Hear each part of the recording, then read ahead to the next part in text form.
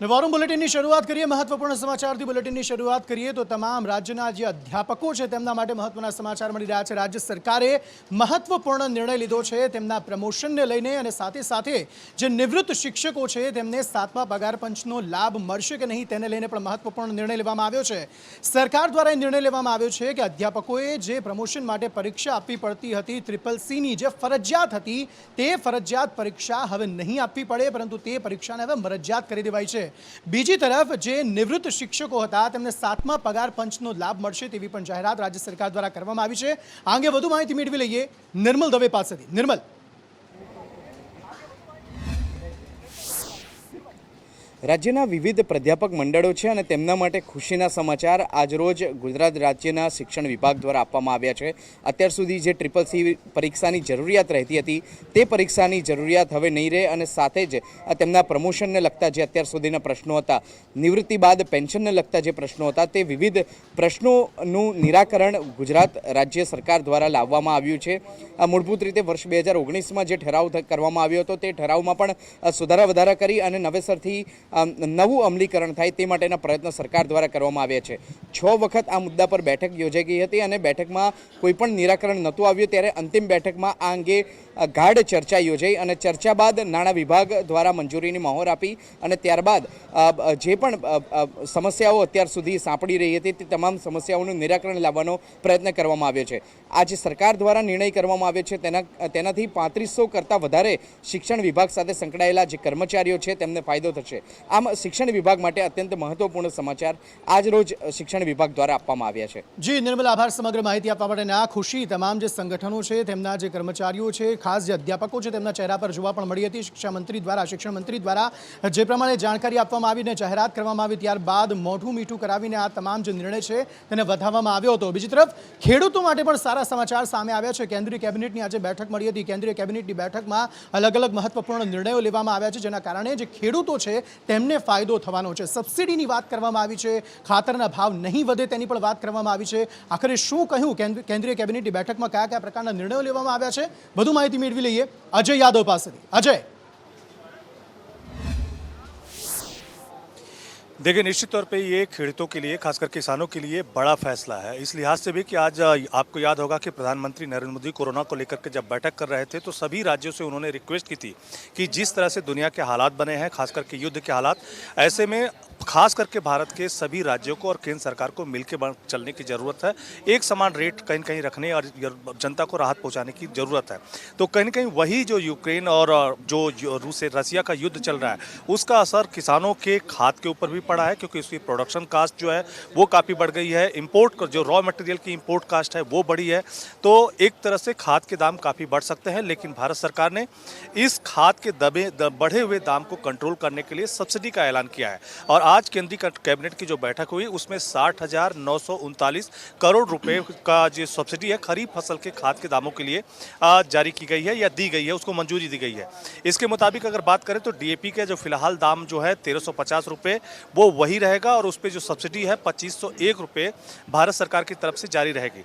इसी तरह से 266 रुपये जो कि यूरिया का दाम है उस पर भी जो भारत सरकार की सब्सिडी है वो जारी रहेगी, लेकिन मूल प्रति बैग जो रेट है 266 रुपये वही फिलहाल मिलेगा। लेकिन इसका पूरा डिटेल इक्वेशन क्या है उसके बारे में कल केंद्रीय मंत्री मनसुख मांडविया 12 बजे जानकारी देंगे। लेकिन फिलहाल ये जरूर कह सकते हैं कि सरकार के आज के फैसले से कम भारत के 14 करोड़ किसानों को सीधे तौर पे फायदा होगा। जी शुक्रिया अजय सारी जानकारी देने के लिए। लेकिन ખેડૂતોને ફાયદો કરાવવા માટે સરકાર અત્યારે કટિબદ્ધ જોવા મળી રહી છે। ન માત્ર ખાતર પર વધુ સબસિડી અપાશે, ખાતરના ભાવ નહીં વધે તેવા નિર્ણયોની સાથે, પરંતુ સિંચાઈમાં પણ ખેડૂતોને કોઈ તકલીફ ન પડે, કારણ કે આગામી સમય ઉનાળાનો સમય છે અને પીવાના પાણી માટે જે ગુજરાતના કેટલાક છેવાડાના વિસ્તારોમાં હજી થોડી ઘણી તકલીફ જોવા મળી રહી છે, પરંતુ ખેડૂતોને સિંચાઈ માટેનું પાણી યોગ્ય રીતે પૂરતું મળી રહેશે તેવું કૃષિ મંત્રી દ્વારા કહેવામાં આવ્યું છે। રાઘવજી પટેલ દ્વારા આખરે શું કહેવામાં આવ્યું હતું, વધુ માહિતી મેળવીએ હિરેન રાવલ પાસેથી। હિરેન, જો ઉનાળાની શરૂઆત થતાં જ ગુજરાતના અનેક વિસ્તારો, ખાસ બનાસકાંઠા, પાટણ અને કચ્છ એવો જિલ્લાઓ છે કે જ્યાં પીવાના અને સિંચાઈના પાણી માટે તકલીફ પડતી હોય છે, પરંતુ રાજ્યના કૃષિમંત્રી રાઘવજી પટેલે કહ્યું છે કે આ વખતે ખાસ કરીને પીવાના પાણી અંગે તકલીફ નહીં પડે. મોટાભાગના જિલ્લાઓની અંદર નલ સે જલ યોજનાનું કામ પૂરું થઈ ચૂક્યું હોવાનો દાવો કરવામાં આવ્યો છે અને એનાથી પાણી મળશે અને જ્યાં જરૂરિયાત છે ત્યાં ટેન્કરનો ઉપયોગ કરવામાં આવશે. સિંચાઈ માટે પણ મોટાભાગે પીવાનું પાણી રિઝર્વ રાખીને જ્યાં જરૂર પડશે ત્યાં પાણી અપાશે તે પ્રકારની સ્થિતિ હાલ દેખાઈ રહી છે. સ્વાભાવિક રીતે દર વર્ષે ગુજરાતના આ 3 થી 4 જિલ્લાઓ એવા છે કે જ્યાં છેલ્લા 1 થી 1.5 મહિનો છે કે જ્યાં પીવાના પાણી અને સિંચાઈના પાણી માટે ખેડૂતોને અને સ્થાનિકોને તકલીફ પડતી હોય છે, કારણ કે વરસાદ ખેંચાય તો વધુ તકલીફ ન પડે તેને ધ્યાનમાં રાખી સરકાર વ્યવસ્થા પણ કરી રહી છે. જી હિરેન, આભાર. સમગ્ર માહિતી આપવા માટે સરકાર અલગ અલગ પ્રકારે વ્યવસ્થા ખેડૂતો માટે કરી રહી છે. ખેડૂતોને કોઈ તકલીફ ન પડે તે માટે સતત પ્રયત્નશીલ સરકાર દેખાઈ રહી છે. બીજી તરફ અલગ અલગ પાકોમાં જ્યારે ખેડૂતોને યોગ્ય ભાવ નથી મળતો ત્યારે પણ ખેડૂતો નિરાશ થતા હોય છે અને તેમાંનો જે એક પાક છે ડુંગળી, કે જે ડુંગળીમાં જે ભાવ છે અત્યારે ખેડૂતોને ઓછા મળી રહ્યા છે, તો તેના માટે પણ સરકારે વિચારણા કરી છે અને સરકારે એવું વિચાર્યું છે કે કિલો દીઠ 2 રૂપિયાની સહાય રાજ્ય સરકાર દ્વારા કરવામાં આવશે. આખરે આ વિશે શું વધુ વિગતો પ્રાપ્ત થઈ રહી છે અને કેવી રીતે તેને જે રાજ્યના લાખો ખેડૂતો છે તેનાથી ફાયદો થવાનો છે, વધુ માહિતી મેળવીએ જિગ્નેશ પટેલ પાસેથી. જિગ્નેશ.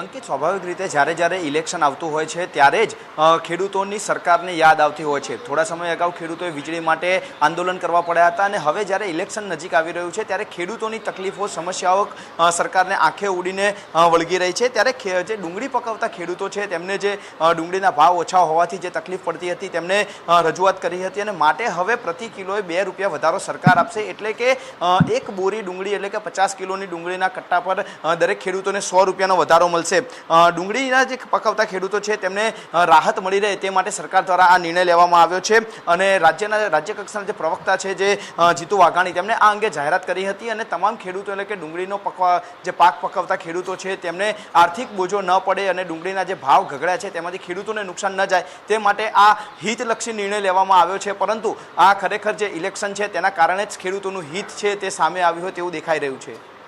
જી જિગ્નેશ, આભાર સમગ્ર માહિતી આપવા માટેના. તમામની વચ્ચે મહત્વપૂર્ણ સમાચાર એ પણ મળી રહ્યા છે કે 1382 ઉમેદવારો માટે જે પરીક્ષા લેવામાં આવી હતી પીએસઆઈની પરીક્ષાનું જે પરિણામ છે તે જાહેર થયું છે. 6 માર્ચના રોજ આ પરીક્ષા જે છે તે લેવામાં આવી હતી અને સમગ્ર મામલે આ જે અત્યારે માહિતી પ્રાપ્ત થઈ રહી છે તેનું પરિણામ જાહેર થયું છે. 6 માર્ચે આ પરીક્ષા લેવામાં આવી હતી. આ અંગે વધુ માહિતી મેળવીએ હિરેન રાવલ પાસેથી. હિરેન. લગભગ પીએસઆઈની આ 1300 કરતાં પણ વધુ જગ્યા માટેની પરીક્ષા લેવાઈ હતી. લેખિત પરીક્ષા અને પ્રેક્ટિકલ પરીક્ષા પૂરી થઈ ચૂકી હતી. હવે જે પરિણામ જાહેર થયું છે આ પરિણામના આધારે ઉમેદવારોના ડોક્યુમેન્ટ વેરિફિકેશન વગેરે રહેશે. છેલ્લા 3 દિવસ પહેલાં ભરતી બોર્ડના જે ચેરમેન છે વિકાસ સહાય તેમણે ટ્વીટ કરી અને ઉમેદવારોની માફી પણ માગી હતી કે હું બહાર હોવાના કારણે આ પરિણામ ડિક્લેર નથી થયું, પરંતુ 72 કલાકનો સમય આપ્યો હતો. એ સમય પૂરો થાય તે પહેલાં જ પરિણામ જાહેર થઈ ચૂક્યું છે. 4300 કરતાં પણ વધુ ઉમેદવારો પાસ થયા છે.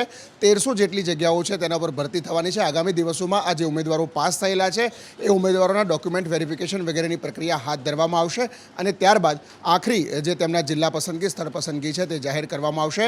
કટ ઓફ માર્ક્સ વગેરે જે છે તે ઉમેદવારો આ ભરતી બોર્ડની વેબસાઇટ છે તેના ઉપર જોઈ શકશે. જી હિરેન, આભાર સમગ્ર માહિતી આપવા માટે. બીજી તરફ પીએસઆઈની જે પરીક્ષા જે 1382 બેઠકો હતી તે તમામને લઈને અત્યારે મહત્વપૂર્ણ જાણકારી કે 6 માર્ચે આ પરીક્ષા લેવામાં આવી હતી. તેમાં 4311 ઉમેદવારો પાસ થયા છે. કુલ 96,000 ઉમેદવારોએ આ પરીક્ષા આપી હતી. 382 જે ઉમેદવારો છે તેને જે બેઠકો છે તેને લઈને પરીક્ષા આપવામાં આવી હતી. 6 માર્ચના રોજ આ પરીક્ષા યોજાઈ હતી જેમાં 96,000થી વધુ ઉમેદવારોએ પરીક્ષા આપી હતી. તેનું પરિણામ જાહેર થયું છે અને 4311 ઉમેદવારો તેમાં પાસ થયા છે. વિકાસ સહાય દ્વારા ટ્વીટ કરવામાં આવ્યું હતું કે 72 કલાકની અંદર, કારણ કે તેઓ રજા પર હતા અને તેના કારણે તેમણે કહ્યું હતું કે 72 કલાકની અંદર જે પરિણામ છે તે જાહેર થશે અને પરિણામ આખરે જાહેર થઈ ચૂક્યું છે. 4311 ઉમેદવારો પાસ થયા છે.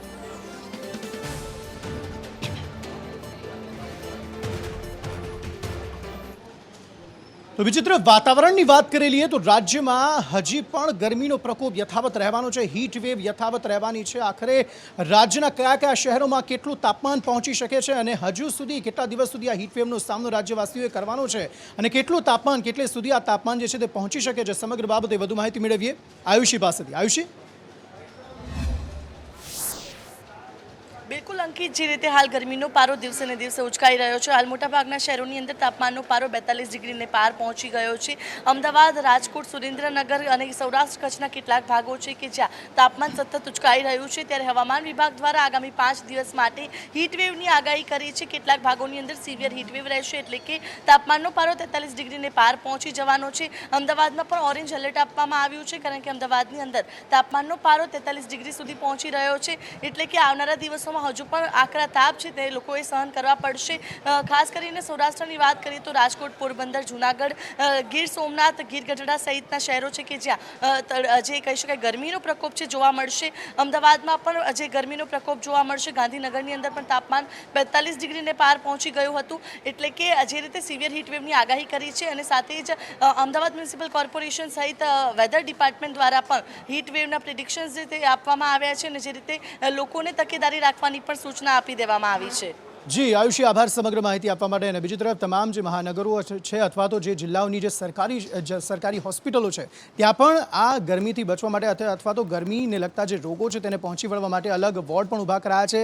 તમામ જે ડૉક્ટર્સ છે અથવા તો જે મેડિકલ ટીમ છે તે તેના માટે સાબદિત થઈ છે અને લોકોને વધુને વધુ સાવધાન રહેવા માટે અપીલ કરવામાં આવી રહી છે. બીજી તરફ સમાચારો તરફ આગળ વાત કરીએ. નરેશ પટેલ એક એવું નામ કે જે છેલ્લા ઘણા સમયથી સમાચારોમાં તો છે, પરંતુ તે સમાચારોમાં તે કયા પક્ષમાં જોડાશે, તે રાજનીતિમાં જોડાશે કે નહીં જોડાય તેને લઈને હજુ સુધી ફોડ પાડવા માટે તૈયાર નથી. તેવામાં આજે રાજકોટ ખાતે, કાગવડ ખાતે વધુ એક બેઠક મળી હતી. આ બેઠક બાદ નરેશ પટેલ દ્વારા શું કહેવામાં આવ્યું હતું, આ બેઠકમાં કોણ કોણ હાજર હતા, શા માટે આ બેઠક મળી હતી, આ સમગ્ર બાબતે વધુ માહિતી મેળવીએ મયુર સોની પાસેથી. મયુર. બિલકુલ અંકિત, કાગોળ ખાતેની આ મહત્વની બેઠક હતી ને બેઠકની અંદરનું જે કન્ક્લુઝન છે તે એ સામે આવ્યું છે કે 2 દિવસ બાદ નરેશ પટેલ છે તે વધુ ખુલાસા કરશે. એટલે કે તારીખ પે તારીખ છેલ્લા 3 મહિનાથી લોકોને, સૌરાષ્ટ્રવાસીઓને, ગુજરાતવાસીઓને મળી રહી છે. નરેશ પટેલે આજે વધુ ઉમેરીને એમ જણાવ્યું કે પ્રશાંત કિશોર છે તેમનું હજી નિશ્ચિત નથી થયું કે તેઓ કઈ તરફ જશે. એટલે કે પ્રશાંત કિશોર તેમના ખાસ મિત્ર છે તેવું નરેશ પટેલનું કહેવું છે. ને જે પ્રકારે ગઈકાલે પ્રશાંત કિશોર કોંગ્રેસમાં નથી જોડાવાના એ જાહેર થયું હતું, એટલે સ્વાભાવિક છે કે પ્રશાંત કિશોરના કારણે નરેશ પટેલ છે હજુ પણ વિચારણા કરી રહ્યા છે કે તેઓએ રાજકારણમાં આવવું કે કેમ. બીજી સૌથી મહત્વની વાત નરેશ પટેલે એમ કહી છે કે ખોડલધામની અલગ અલગ જે સમિતિઓ છે તેનો ઇન્ટરનલ સર્વે કર્યો હતો. એ સર્વેની અંદર એવું સામે આવ્યું છે કે મહિલાઓ અને યુવાનો ઈચ્છે છે કે નરેશ પટેલને રાજકારણમાં આવવું જોઈએ, પરંતુ વડીલો નથી ઈચ્છતા. જે પ્રકારે સોમવારે એક અગ્રણી ટ્રસ્ટીએ જણાવ્યું હતું કે તેમને રાજકારણમાં ન જવું જોઈએ, આ વાતનો ઉલ્લેખ પણ નરેશ પટેલે કર્યો હતો. હવે બીજી સૌથી મહત્વની વાત એ કરી છે કે 2 દિવસ બાદ નરેશ પટેલ ફરી પાછી પ્રેસ કોન્ફરન્સ કરશે. આ પ્રેસ કોન્ફરન્સની અંદર તેઓ રાજકારણની અંદર જોડાવું કે કેમ તે અંગે તો જણાવશે જ, પરંતુ સાથે સાથે તેઓ એક મહાસભા, મહાપંચાયત કરવાના છે લેઉવા પટેલ સમાજની, અને એ આગામી મે મહિનાની અંદર યોજાશે. તેના માટેની તારીખ અને કયા પ્રકારનું આ આયોજન હશે તેનું સ્વરૂપ તેઓ જાહેર કરશે. એટલે રાજકારણની અંદર પ્રવેશ કરવો કે ના કરવો એ મામલે હજુ પણ નરેશ પટેલ કન્ફ્યુઝ છે. હજુ પણ લોકોની પાસેથી તેઓ પોતાના વાત છે તે જાણી રહ્યા છે કે તેમને જોડાવવું જોઈએ કે ના જોડાવવું જોઈએ. આ બધી જ કવાયતો 2 દિવસની અંદર કદાચ પૂરી કરી લેવામાં આવશે અને ફરી પાછી પ્રેસ કોન્ફરન્સ કરી નરેશ પટેલ છે તે પોતાનો નિર્ણય જાહેર કરશે. જી મયુર, આભાર સમગ્ર માહિતી આપવા માટે. એટલે નરેશ પટેલ પણ પોતે કન્ફ્યુઝ છે કે તેઓ રાજનીતિમાં આવે કે ના આવે, કે પછી કયા પક્ષ સાથે તેઓ જોડાય, કારણ કે અલગ અલગ પક્ષોના નેતાઓ સાથે તેમણે મુલાકાત કરી હતી, પરંતુ હજુ સુધી એ નક્કી નથી કરી શક્યા કે તેઓ કયા પક્ષ સાથે જોડાશે. એનાથી પણ ઉપર કે તેઓ રાજનીતિમાં જોડાશે કે નહીં જોડાય તેના માટે પણ તેમણે સર્વે કરાવ્યો છે. આ સર્વેમાં અલગ અલગ તારણો પણ સામે આવ્યા છે. 2 દિવસમાં તેઓ ફોડ પાડશે તેવું તેમણે કહ્યું છે. બીજી તરફ ભૂપેન્દ્ર પટેલ જે મુખ્યમંત્રી છે રાજ્યના, તેમણે પણ એક મહત્વપૂર્ણ નિવેદન આપ્યું છે. તેમણે કહ્યું છે કે જે ચૂંટાયેલી પાંખ છે અને સાથે જે અધિકારીઓ છે તેમણે સાથે મળીને સંકલન સાધીને યોગ્ય વ્યવસ્થા કરવી પડશે તેવું નિવેદન મુખ્યમંત્રી ભૂપેન્દ્ર પટેલ દ્વારા આપવામાં આવ્યું છે. શું કહ્યું છે ભૂપેન્દ્ર પટેલે, આવો સાંભળો. હવે જે ચીફ ઓફિસર છે તે નગરપાલિકા છે, એટલે કોઈ ચીફ ઓફિસરને એવું હોય કે ભાઈ આ નગરપાલિકા બદલી કરાવી નાખવું તો બીજી નગરપાલિકામાં ચૂંટાયેલા પ્રમુખ નહીં હોય એવું બનવાનું કોઈ કારણ નથી.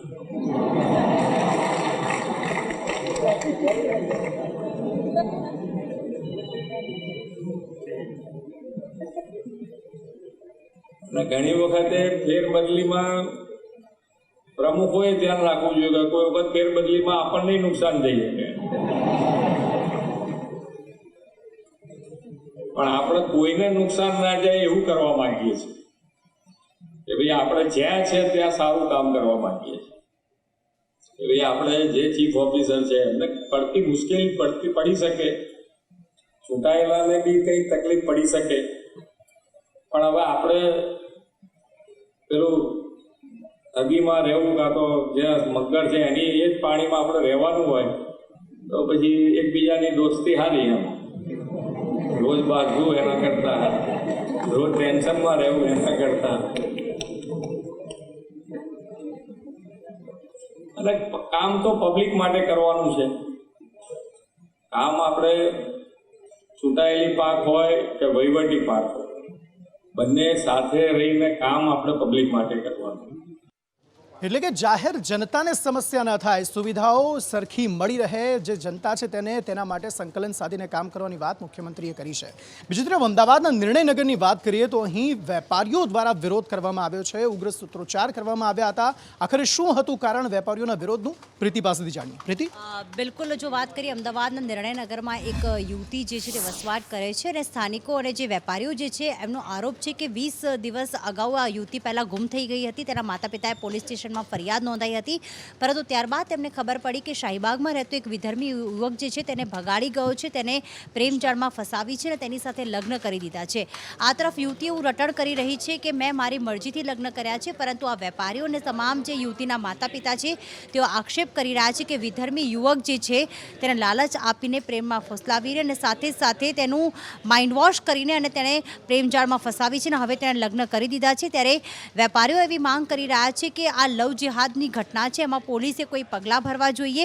અમારે અમારી જે દીકરી છે તે પરત જોઈએ છે, કારણ કે તેનું માઇન્ડ વોશ કરીને આ રીતે ઘટના બની છે. અને સાથે એવું પણ કહ્યું છે કે જે વિધર્મી યુવકો આવી લવ જિહાદી ઘટનાઓને અંજામ આપી રહ્યા છે તેની વિરુદ્ધ કડકમાં કડક પગલાં લેવામાં આવે. અને સ્વયંભૂ વેપારીઓએ આજે નિર્ણયનગરમાં દુકાનો બંધ રાખી હતી.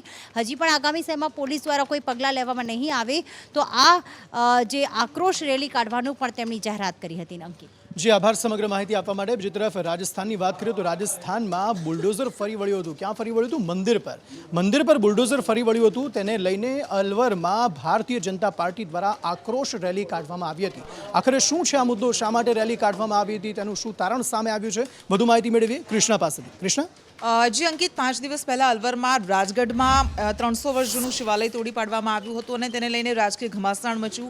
ભારતીય જનતા પાર્ટી અને કોંગ્રેસ બંને એકબીજા પર વાર પલટવાર કર્યા. બંને દોષનો ટોપલો એકબીજા પર ઢોળીને છટકવાની કોશિશ કરી. બંને એક જ માંગ કરી કે એ જગ્યાએ મંદિર ફરીથી બનવું જોઈએ. અને બધા વચ્ચે આજે સાધુ સંતો દ્વારા અને ભાજપના કાર્યકર્તાઓ દ્વારા આક્રોશ રેલી કાઢવામાં આવી. આ આક્રોશ રેલીમાં માંગ કરવામાં આવી. સાધુ સંતો દ્વારા કહેવામાં આવ્યું કે તુષ્ટિકરણની રાજનીતિ માટે ગેહલોત સરકારે આ પાપ કર્યું છે અને તેના માટે જવાબદાર જે અધિકારીઓને સસ્પેન્ડ કર્યા છે, પરંતુ તેઓને કાયમ માટે હકાલપટ્ટી કરવી જોઈએ અને ફરી એક વખત રાજીનામાની માંગ કરવામાં આવી. અશોક ગેહલોતે રાજીનામું આપવું જોઈએ તેવી માંગ કરાઈ. આ ઉપરાંત બીજી એક વાત એ પણ સામે આવી કે કોંગ્રેસ દ્વારા એવો પલટવાર કરવામાં આવ્યો કે આ ભારતીય જનતા પાર્ટીના બોર્ડ અધ્યક્ષ દ્વારા તોડવામાં આવ્યું હતું. તેના દ્વારા પ્રસ્તાવ પારિત કરાયો હતો. બંને પક્ષે એકબીજા પર સામસામે વાત કરવામાં આવી રહી છે, પ્રહાર કરવામાં આવી રહ્યા છે. પરંતુ આજની જે આક્રોશ રેલી હતી તેમાં મોટી સંખ્યામાં સાધુ સંતો જોડાયા હતા, હિન્દુ સંગઠનો જોડાયા હતા અને તેમણે એવું કહ્યું કે રાજસ્થાન સરકાર, રાજ્ય સરકારની મંજૂરી વગર આ શક્ય જ નથી અને એના માટે જવાબદારી રાજ્ય સરકારે લેવી જોઈએ. જી કૃષ્ણા, આભાર સમગ્ર માહિતી આપવા માટે. બીજી તરફ આગ્રાના તાજમહેલ ખાતે પણ આ જ પ્રકારનો એક વિવાદ સામે આવ્યો. એક સંત હતા, તાજમહેલમાં જઈ રહ્યા હતા, પરંતુ તેમને રોકવામાં આવ્યા. સંતનો આક્ષેપ છે કે તેમણે ભગવા વસ્ત્રો પહેર્યા હતા, તેના કારણે તેમને રોકવામાં આવ્યા હતા, પરંતુ અધિકારીઓ કંઈક અલગ જ કહી રહ્યા છે. આ મામલામાં અત્યારે શું વધુ અપડેટ, લેટેસ્ટ અપડેટ પ્રાપ્ત થઈ રહ્યા છે? ચાર્મી પાસેથી વધુ વિગતો મેળવીએ. ચાર્મી, અંકિત, આગ્રામાં જે અયોધ્યાના જે જગતગુરુ છે પરમાનંદાચાર્ય, એ ગયા હતા આગ્રાનું તાજમહેલ જોવા માટે અને એમણે ભગવા વસ્ત્રો ધારણ કર્યા હતા અને સાથે જ એમના હાથમાં એક બ્રહ્મદંડ પણ હતું. એના કારણે એમને અટકાવવામાં આવ્યા. જ્યારે ટિકિટ લેવા ગયા સાંજે 5:30 વાગે, ત્યારે એમને અને એમના 3 શિષ્યો એમની સાથે હતા. ત્રણેયને અટકાવીને તાજમહેલની અંદર પ્રવેશવા ન દેવાયા. જ્યારે એમણે અધિકારીઓ સાથે આ બાબતે વાત કરી ત્યારે તેમને કહેવામાં આવ્યું કે તેમનું બ્રહ્મદંડ છે એ લોખંડનું છે, માટે એમને અંદર પ્રવેશ નથી આપવામાં આવી રહ્યો. અધિકારીઓએ જો કે વિવાદ વકર્યા બાદ એમની માફી પણ માંગી, પણ અધિકારીઓ કહી રહ્યા છે કે બ્રહ્મદંડ લોખંડનું હતું, જ્યારે એ કહી રહ્યા છે કે બ્રહ્મદંડ લાકડાનું હતું, માત્ર ભગવા વસ્ત્રોના કારણે જ એમની સાથે આ ગેરવર્તન કરવામાં આવ્યું છે. જી ચાર્મી, આભાર સમગ્ર માહિતી આપવા માટે. બીજી તરફ દિલ્હીમાં ફરી એકવાર બુલડોઝર ચાલ્યા છે. આખરે આ બુલડોઝર ફરી એકવાર ક્યાં ચલાવવામાં આવ્યા, કઈ ગેરકાયદેસર મિલકતો હતી જેમને તોડવામાં આવી, આ સમગ્ર બાબતે વધુ માહિતી મેળવી લઈએ અજય યાદવ પાસેથી. અજય, देखिए, निश्चित तौर पे देश की राजधानी दिल्ली में एक बार फिर बुलडोजर चर्चा में आया था। इसके पहले जहांगीरपुरी में जो हिंसा हुई थी, उसमें जो हिंसा में शामिल लोग थे, जब उनकी अवैध प्रॉपर्टी को बुलडोज किया गया था, तब बुलडोजर एक बार फिर चर्चा में आया था। हालांकि उस वक्त सुप्रीम कोर्ट ने जहांगीरपुरी में बुलडोजर चलाने से इनकार पर रोक लगा दी थी। लेकिन अब बुलडोजर इसलिए चर्चा में आया है कि तीनों एमसीडी, दिल्ली के जो 3 अलग अलग हिस्से हैं उसके 3 एमसीडी हैं, उसके जो मुखिया हैं यानी चेयरमैन, उनकी तरफ से आज एक मीटिंग की गई। मीटिंग में फैसला लिया गया कि जो भी इलीगल प्रॉपर्टी दिल्ली के अलग अलग इलाकों में उसको बुलडोज किया जाएगा। लेकिन उसके पहले सबसे पहले उसका सर्वे किया जाएगा ताकि किसी तरह का विवाद ना हो। इसी में शाहीन बाग का भी वो इलाका है जिसमें रोहिंग्या लोग रहते हैं, तो आज उसी का सर्वे किया गया और उसी को लेकर के खासा चर्चा है कि आने वाले दिनों में हो सकता है कि शाहीन बाग का वो इलाका जहाँ पे रोहिंग्या रहते हैं उनको उनकी प्रॉपर्टी को भी बुलडोज किया जाए। जी अजय, शुक्रिया सारी जानकारी देने के लिए। आ तरफ તામિલનાડુમાં એક દુર્ઘટના સર્જાઈ। તંજાવુર વિસ્તારમાં રથયાત્રા નીકળી હતી ને રથયાત્રામાં જે રથ છે તે હાઈ ટેન્શન વાયરને સ્પર્શતા તેમાં 11 લોકોથી વધુ લોકોના મોત થયા, જેમાંથી 2 બાળકો પણ છે, એટલે કે 2 બાળકો સહિત 11 લોકોના સમગ્ર ઘટનામાં મોત થયા છે। ત્યારે આ સમગ્ર મામલાને લઈને શું વધુ અપડેટ પ્રાપ્ત થઈ રહ્યા છે, આઝમ પાસેથી વધુ વિગતો મેળવીએ। આઝમ, તમિલનાડુના જે તંજાવુર જિલ્લામાં જે ઘટના બનીને સામે આવી છે, હાઈ ટેન્શન લાઇનની અંદર જે રથ હતું તે અડી ગયું હતું, જેના લીધે જે 11 જેટલા લોકોના મોત થયા છે। 11 પૈકીના 2 બાળકોનો મોતમાં સમાવેશ થાય છે। 15 જેટલા લોકો ઇજાગ્રસ્ત થયા છે અને જે 15 ઇજાગ્રસ્ત છે તેના અંદર 3ની હાલત ગંભીર છે। ઇજાગ્રસ્તોને જે તમામ છે તે ત્યાંની સ્થાનિક સરકારી હોસ્પિટલમાં ખસેડવામાં આવ્યા છે। તો બીજી તરફ સીએમ ત્યાંના જે છે તે પણ આજે ત્યાં ઘટના સ્થળે મુલાકાત લીધી હતી। મહત્ત્વની જાહેરાતો જે છે તે કરવામાં આવી છે। જે ગુજરી ગયા છે તેમને 5 લાખનું વળતરની વાત કરવામાં આવી રહી છે। તો પ્રધાનમંત્રી નરેન્દ્ર મોદી દ્વારા પણ 2 લાખની સહાયની જાહેરાત કરવામાં આવી છે। મહત્વની વાત છે કે જ્યારે આવું કોઈ રથ નીકળતું હોય છે ત્યારે હાઈ ટેન્શન લાઇનને ધ્યાનમાં રાખીને વીજ સપ્લાય બંધ કરવામાં આવતો હોય છે, પરંતુ ગતરોજની જે ઘટના બનીને સામે આવી છે તેના અંદર પાવર સપ્લાય ચાલુ હતો, કારણ કે રથની હાઇટ એટલી ના હતી જે રીતે પરવાનગી લેવામાં આવી હતી, પરંતુ જે રથનું ડિઝાઇન હતું તે હાઈ ટેન્શન લાઇનને અડી ગયું હતું, જેના ઘટના સર્જાઈ છે, જેમાં 11 લોકોના જીવ ગુમાવવાનો વારો આવ્યો છે। પ્રધાનમંત્રી નરેન્દ્ર મોદી આજે તમામ રાજ્યોના મુખ્યમંત્રીઓ સાથે બેઠક કરી હતી। વર્ચ્યુઅલ આ બેઠક હતી, પરંતુ અલગ અલગ મુદ્દાઓને લઈને આ રાજ્યના મુખ્યમંત્રીઓ સાથે પ્રધાનમંત્રીએ ચર્ચા કરી। તેમાંનો એક મુદ્દો એ હતો કે રાજ્ય સરકારોએ પેટ્રોલ ડીઝલ પરનો જે વેટ છે તે ઘટાડવો જોઈએ। આખરે પ્રધાનમંત્રી નરેન્દ્ર મોદીએ શું કહ્યું તે પહેલા સાંભળી લઈએ। पेट्रोल डीजल की बढ़ती कीमत का बोझ कम करने के लिए केंद्र सरकार ने एक्साइज ड्यूटी में कमी की थी, पिछले नवंबर महीने में कम की थी। अब जैसे उस समय 6 महीने पहले कुछ राज्यों ने बात को माना, कुछ राज्यों ने नहीं माना। अब कई राज्य जैसे महाराष्ट्र, पश्चिम बंगाल, तेलंगाना, आंध्र प्रदेश, तमिलनाडु, केरला, झारखंड, किसी न किसी कारण से उन्होंने इस बात को नहीं माना और उनके राज्य को, नागरिकों को बोझ कंटिन्यू रहा। मैं इस बात में नहीं जाऊंगा कि इस दौरान इन राज्यों ने कितना रेवेन्यू कमाया, लेकिन अब आपसे मेरी प्रार्थना है कि देश हित में आप पिछले नवंबर में जो करना था, 6 महीने डिले हो चुका है, अब भी आप अपने राज्य के नागरिकों को वेट कम करके इसका बेनिफिट पहुंचाइए। તો આ અંગે વધુ માહિતી આપી રહ્યા છે સહયોગી ધવલ। જી ધવલ।